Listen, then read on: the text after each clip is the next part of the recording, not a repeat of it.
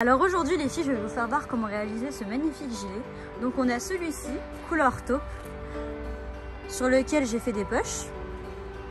On a celui-ci aussi sur lequel il y a des poches. Et on a le dernier, donc elle n'aime pas les poches, donc on n'a pas fait de poche sur celui-ci.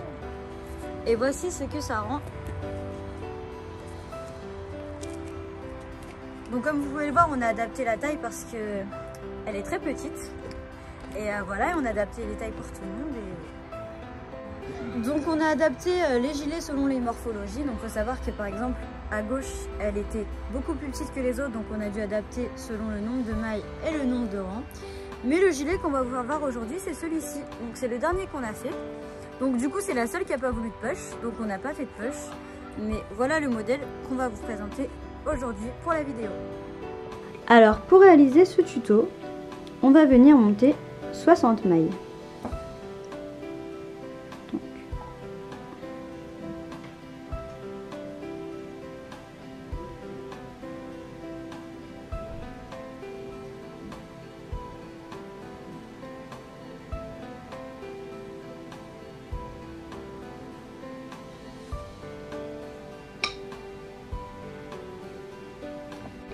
Une fois nos 60 mailles montées, on va venir faire nos côtes 1-1. Donc c'est très simple, on va venir faire une maille à l'endroit suivie d'une maille à l'envers. Donc ça va servir à faire nos bordures. Donc très important de prendre un nombre de mailles paires, puisqu'ensuite pour faire le devant nous allons diviser nos mailles par 2. Donc il faudrait avoir un chiffre pair. Donc voilà, on continue ainsi pour les 4 premiers rangs. Donc toujours une maille en droit, une maille envers.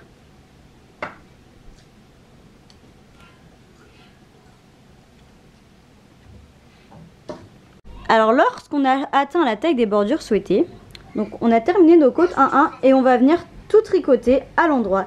Donc pour ce faire, on va faire une maille lisière, puis on va continuer tous nos rangs au point de mousse. Donc à chaque début de rang, une maille lisière et tous nos rangs au point de mousse. Donc moi pour ma part, il faut que ça fasse 52 cm. Donc bien sûr, je me suis mesurée au préalable. Et vous allez venir continuer tout au point de mousse jusqu'à ce que vous obteniez la taille souhaitée.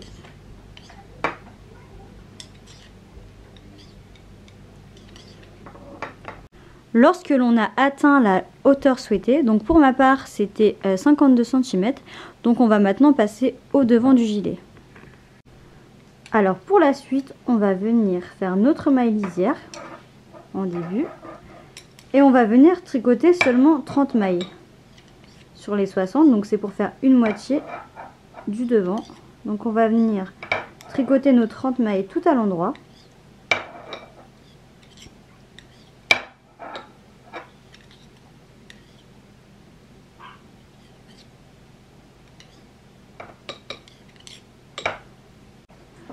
Alors, une fois qu'on a terminé nos 30 premières mailles, donc c'est super simple, on va venir tourner, on va tout simplement venir tourner notre ouvrage, comme ceci, et se concentrer que sur ces 30 mailles-ci.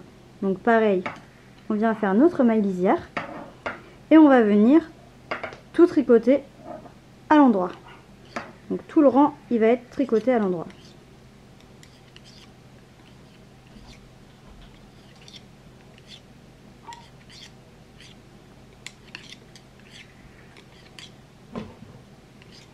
Alors voici ce que l'on obtient après quelques rangs. Donc vous voyez déjà que le début du premier devant est en train de se former. Donc on va tout simplement continuer comme ça, donc avec seulement nos 30 mailles et laisser les autres de côté. Donc on va venir faire tout le long comme ça. Donc moi pour ma part, je vous ai dit que j'avais fait 52 cm, donc je vais venir faire l'équivalent devant. Donc je vais venir tricoter jusqu'à obtenir mes 52 cm. Alors du coup, une fois que nous avons bien avancé, donc comme ceci, donc comme je vous l'ai dit, moi ça doit faire environ 52 cm. Donc je me suis arrêtée bien évidemment avant de faire mes côtes 1-1, puisqu'il faut faire la même chose que le derrière. Donc une fois que vous êtes arrivé au niveau de vos rangs en point de mousse, vous allez venir continuer avec vos côtes 1-1 pour faire l'équivalent de l'arrière. Alors lorsqu'on a atteint la même hauteur que notre dos, donc là comme vous pouvez le voir, je me suis arrêtée juste avant de faire mes côtes 1-1. Donc le but étant de faire 52 cm équivalent au dos comme je vous ai dit. Donc là on va tout simplement venir faire nos côtes 1-1 pour avoir l'équivalent du dos.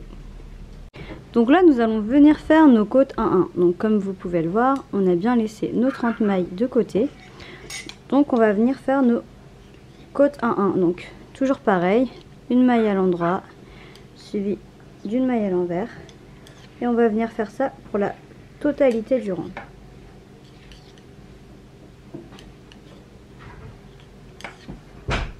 Et pour la suite, on va tout simplement continuer en côte 1-1, donc tous nos rangs en côte 1-1 jusqu'à obtenir la même hauteur que le dos.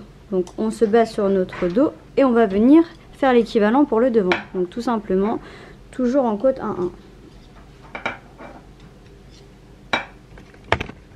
Lorsque l'on a atteint notre bonne hauteur pour nos côtes 1-1, donc c'est tout simple, on va venir rabattre nos mailles. Donc pour ce faire, on va tricoter la première, tricoter la deuxième et venir passer par en dessous et la rabattre. On en tricote une deuxième et on la rabat. Une deuxième. Et on la rabat. Et on va faire ça pour tout le rang.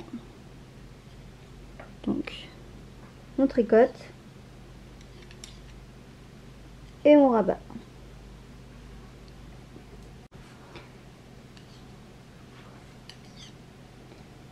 Et du coup, lorsque l'on arrive à la fin de notre rang, hop, donc on va venir rabattre la dernière et pour celle-ci on va tout simplement prendre notre fil et le rentrer à l'intérieur comme ceci et venir serrer. Donc une fois que les mailles sont rabattues, donc on obtient notre mi-devant. Donc on voit bien que c'est de taille égale que le derrière, donc c'est bien important de prendre les mêmes mesures et que les deux côtés fassent la même hauteur pour bien que ce soit la même taille. Donc maintenant c'est tout simple, on va venir faire la même chose de l'autre côté, donc avec les mailles que l'on avait laissées en suspens. Donc comme pour le devant, nous allons venir tricoter ce côté là. Donc pour faire le deuxième côté, bien évidemment nous avons au préalable coupé notre fil tout à l'heure pour abattre nos mailles. Donc on va tout simplement venir reprendre le fil de notre pelote. Donc pour cela, nous faisons notre première maille lisière, comme ceci. Nous rentrons dans notre maille et on vient prendre notre fil qu'on passe, comme ceci. Donc je vous remontre. On récupère notre fil qu'on passe devant les aiguilles et on va tout simplement venir tricoter. Donc on va recommencer toutes les mailles à l'endroit pour la totalité des rangs. Donc on refait exactement la même chose que pour le premier mi-devant.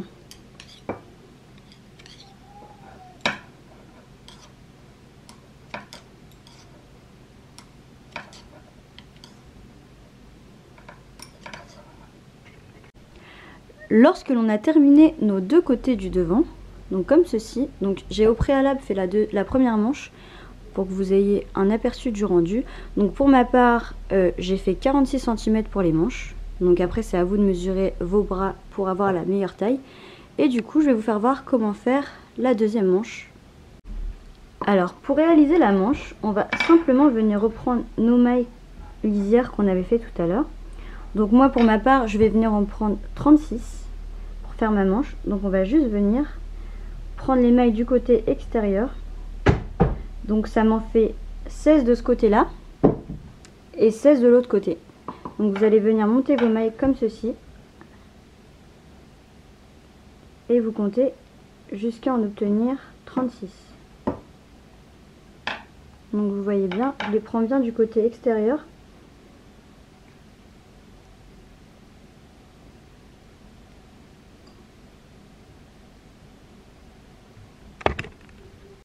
lorsque l'on a fini de ramasser nos mailles, donc il faut veiller à bien les compter pour être sûr d'avoir un nombre pair. Donc moi j'ai mes 36 mailles et je vais tout simplement venir tricoter en point de mousse. Donc tout à l'heure je vous ai montré que j'avais fait 46 cm pour la manche. Donc je vais venir faire la même chose. Donc je vais tricoter jusqu'à obtenir mes 46 cm.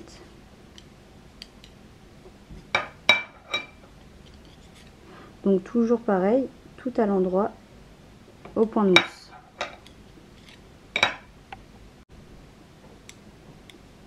Donc on continue comme ça pour la totalité de nos rangs.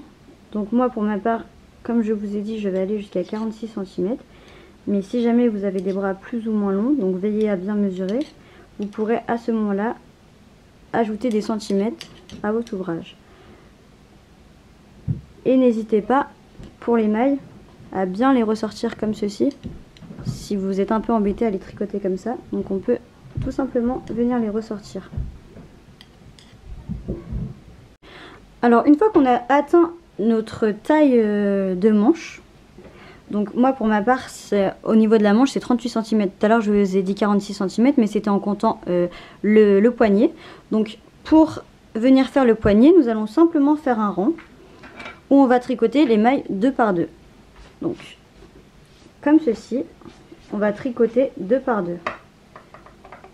Et on va faire ça pour la totalité du rang. Donc d'où l'importance tout à l'heure d'avoir des mailles paires. Comme ça nous permet de pouvoir les tricoter 2 par 2. Donc on va venir faire ça pour le rang entier.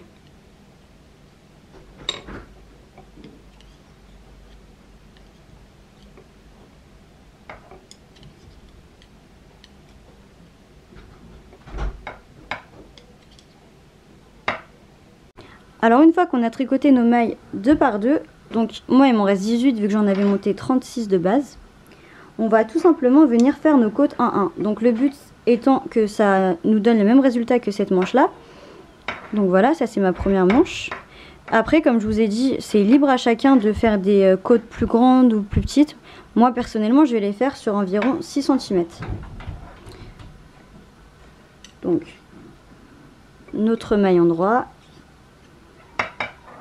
suivi d'une maille à l'envers, et on va venir faire ça pour la totalité du rang jusqu'à obtenir la taille souhaitée.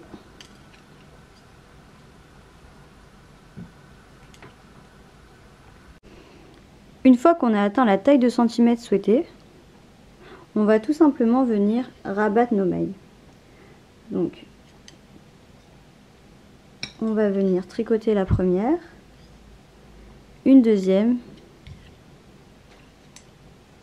et on va rabattre. Et on va faire ainsi pour la totalité des mailles.